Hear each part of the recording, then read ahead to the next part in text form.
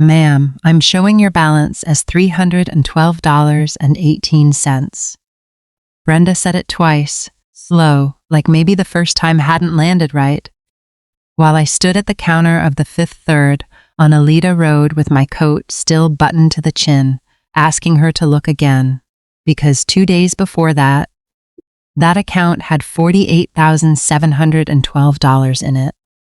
Money my husband Walt left behind when his heart gave out on him on a ladder outside our own garage, and the only other living soul with any kind of access to that account was my own sister's husband. My name is Carol Bishop. I'm 61 years old. I've lived on Latham Avenue in Lima, Ohio since 1989, in the same house with the same crooked porch step Walt always swore he'd fix, and right up until that Tuesday in March, I'd have told you the worst thing money does to a family is make people go quiet about it. I didn't know yet that it could make somebody sit across from you at your own kitchen table, eating a piece of your own pie, and lie to your face so smooth you wouldn't catch it until the bank did it for you. I'll tell this the whole way through, start to finish, because I think the slow part of it matters just as much as the part where it finally cracked open. But before I get rolling, since I always wonder about this when I'm the one watching, tell me what city you're sitting in tonight and what time it says on your clock, because I'm at my own kitchen table in Lima right now. It's 9:20, the dishwasher's on its last rinse, and typing that out to a bunch of strangers somehow makes this house feel a little less empty than it has lately. Walt and I were married 36 years. He worked the rail yard off Bible Road for most of them, came home smelling like diesel and Skoal, and he was the kind of man who'd rather replace a gutter bracket himself at 64 than pay somebody $40 to do it, which is exactly what he was doing. The Saturday, his heart stopped on the third rung of that ladder. The life insurance through the railroad came to $48,000 and change, plus a little annuity that paid out monthly. And for the first time in my adult life, I had a number in an account that didn't have somebody else's name attached to spending it. My sister Denise is 3 years younger than me, and she's been married to Gary Pruitt for 22 of those years. Gary worked payroll over at Faro Tech, the parts plant out on Bellefontaine Road, and the family joke Walt's joke, really, he's the one who started it, was that Gary was the wizard. Because the man could do anybody's taxes by hand at the dinner table and tell you to the dollar what you'd owe before the form was even half filled out. He'd done ours for 15 years. He helped Denise's mother-in-law sort out her Medicare supplement. He was, by every account anybody in this family would have given you, the one Pruitt you could hand a number to and trust it would come back to you whole. So when Gary sat in my living room 3 weeks after Walt's funeral, still in his Ferrotech windbreaker, and told me the medical bills and the property tax notice and the gas company were going to keep landing on my doorstep, whether I felt up to dealing with them or not, and offered to set up the bill pay and just handle it for 90 days while you get your feet under you, I signed the limited power of attorney he brought with him without reading past the first paragraph, because my eyes were doing that thing where they fill up if you so much as look at a stack of mail with Walt's name still printed on the envelope. For a while, it looked exactly like what it was supposed to be. $180 here for the gas, $640 for the property tax installment. Then in January, there was a transfer out of $400 that I didn't recognize on the statement, and when I called him about it, Gary laughed it off easy as anything and said he'd moved it into a sub-savings account, so it's actually earning you something instead of sitting there doing nothing. And I believed him, because why on God's green earth wouldn't I? What I didn't know, what nobody in this family knew, except maybe Denise, and I still go back and forth on how much she knew, was that their son Tyler had sunk everything into a used car lot out past the fairgrounds called Pruitt Auto Outlet, and the floor plan lender who'd financed his inventory was about 3 weeks from calling the loan and hauling every car off that lot on flatbeds if somebody didn't come up with $41,000. Gary had already remortgaged their house once for Tyler the year before. Denise told me later, in one of the only honest conversations we had through this whole mess, that Gary kept saying the same thing to her over and over in February, low, almost to himself. That he wasn't going to watch his son lose everything over a number he could fix if people would just give him a minute. I got bronchitis bad enough in late February that I was flat in bed for the better part of a week, coughing so hard I cracked a rib, and Gary called to check on me, sweet as you please, and I texted him back from under 3 blankets. Can you just handle the gas bill and the property tax installment? I trust you. I can't even sit up right now. I trust you. I think about those 3 words more than I think about almost anything else from that whole year. What he did with that text, the bank's fraud investigator told me later, was take it and run with it. He'd had an old canceled check of mine in the file from setting up the original account access.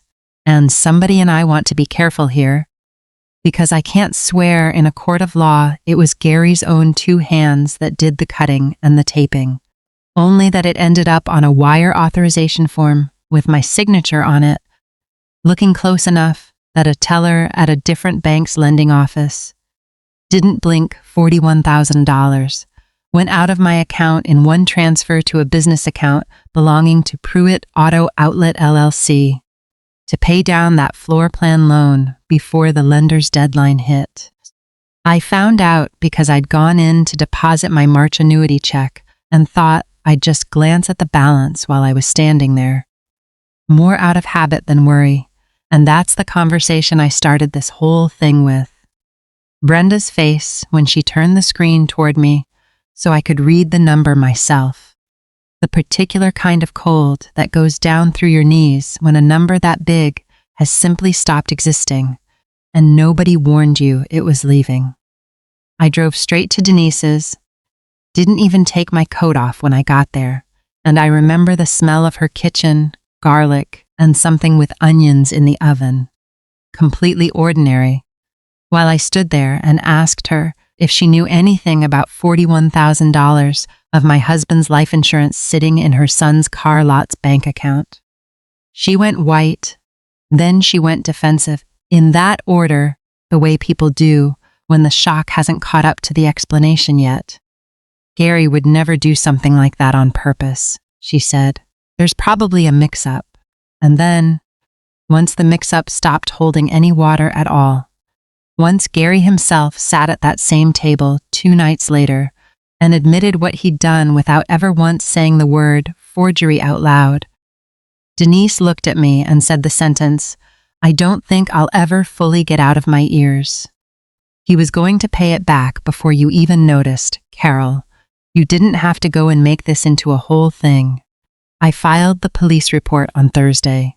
Detective Renata Sosa caught the case, a woman, maybe 10 years younger than me, with a flat, patient way of asking questions that made me feel, for the first time in weeks, like somebody in a position of actual power was taking this as seriously as I was. By the time word got around the family, and word gets around fast in a family this size, with a group text Denise's daughter-in-law runs called Pruitt Fam, that I'm somehow still on, I had already been called selfish twice, vindictive once, by a cousin I see maybe at funerals, and ungrateful for everything Gary's done for you over the years by my own mother, who is 84 and sharp as a tack out at Heritage Manor, and who called me on a Sunday specifically to tell me that family doesn't put family in handcuffs over money. I want to be honest about something here, because it would be easy to make myself sound like I never wavered, and that's not the truth. I sat in my car outside the Lima Police Department for 25 minutes before I went in that first time, going back and forth on whether $41,000 was worth what it was about to cost me with Denise, with Tyler's kids who call me Aunt Carol Bear, with a mother who was going to spend whatever years she had left disappointed in me over this. It wasn't some easy, clean decision. It felt, honestly, more like jumping off something than walking towards something. The investigation took 4 months. Detective Sosa pulled the wire authorization form and had it compared against a known sample of my signature, and the mismatch was there in places once. Somebody who knew what to look for went over it letter by letter, a hitch in the C, a loop on the Y that I don't make and never have. They pulled records from the floor plan lender showing the exact date and amount the loan was paid down. They pulled Gary's own bank statements showing the money landing in the Pruitt Auto Outlet account 2 days after it left mine. None of it was complicated once somebody with a badge was finally the one doing the looking, and instead of me doing it alone at my kitchen table at midnight with bank statements spread out like a losing hand of cards, Gary was charged with forgery and theft. He took a plea on the advice of his attorney rather than risk trial, pleading to a single count of theft. With the forgery charge dropped as part of the agreement, and because he was 52 with no record before this, and the judge seemed to weigh that heavily, he didn't get a single day in jail. What he got was 5 years of probation and a restitution order for the full $41,000, structured as a wage garnification straight out of his Ferrotech paycheck, 25% of his disposable income, for as long as it took to make me whole. Here's the part nobody warns you about when you picture the moment you finally get justice. Ferrotech's HR department found out about the garnishment order because they have to be notified to process it, and it turned out the company had a policy buried somewhere in the handbook. Nobody reads that anyone with payroll access who's convicted of theft involving financial fraud, even off the clock, even unrelated to the job itself, gets let go because of how their insurance carrier underwrites the payroll department's bonding. Gary lost the job that had kept that household afloat for 19 years, the job that made him the wizard in the first place, over money he stole to keep his son's business breathing. Tyler ended up closing Pruitt Auto Outlet anyway about 6 weeks later. The lot sat empty with a faded yellow for lease sign on it most of that summer. I got my money back, every dollar of it, paid out over 3 years and 2 months through that garnishment. And there's a particular kind of quiet that settles over you when the final restitution check clears and the case is formally closed, and you realize you've spent more energy feeling guilty about being right than you ever spent feeling angry about being robbed. Denise didn't speak to me from April until the following February, not at Easter, not at Thanksgiving, where I sat at my own daughter Megan's table in Columbus instead, and was grateful for the first time in my life that my daughter lives 2 hours away with a guest room. We came back around slowly at my mother's 85th birthday at Heritage Manor, over a sheet cake from Kroger, and a conversation that started stiff and ended with both of us crying in the parking lot. But it isn't what it was. I don't think it ever will be. I love my sister. I also know now, in a way I didn't before, that loving somebody and handing them unlimited access to what's left of your husband's life are 2 completely different things, and I conflated them once. And it cost me $41,000 and the better part of a year of my own sister's voice to learn the difference. If you ask me what I'd tell another woman sitting where I sat that Tuesday at the bank counter, it isn't anything tidy about trusting your gut or never signing anything you haven't read 3 times, though both of those are true enough. It's that grief makes you hand people the keys because you're too tired to carry them yourself for a while, and the people who love you the way they should hand the keys right back the second you're steady again, and the ones who don't are the ones you have to watch. Filing that report wasn't the selfish thing in this story. It was, near as I can tell, close to the first fully selfish thing I'd let myself do in 18 months of putting everybody else's comfort ahead of my own, and it turned out to be the thing that protected every dollar Walt worked 30-some years to leave behind for me. So I'll ask you the same thing I asked myself in that parking lot before I walked into the police station. If you found $300 sitting where $48,000 used to be, and the hand that moved it belonged to somebody who calls you family at every holiday table you've ever sat at, would you have filed the report, or would you have let it go quiet to keep the peace?